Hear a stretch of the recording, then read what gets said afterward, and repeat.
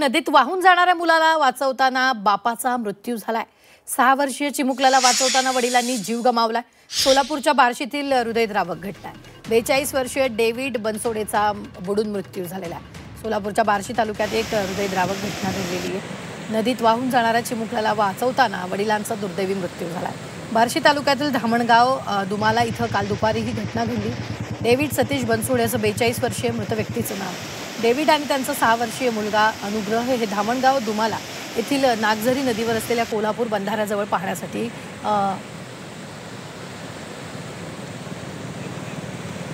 गेले होते। मात्र यावेळी चिमुकल्या अनुग्रहाचा पाय घसरून पाण्यात तो पडला। यावेळी क्षणाचाही विलंब न करता वडील डेव्हिड बनसोडे यांनी पाण्यात उडी मारली तर अनुग्रहाला पाण्याच्या बाहेर ढकललं। मात्र स्वतःला पाण्याच्या प्रवाहात पोहता न आल्यानं गटांगळ्या खात पाण्यात ते बुडालेले।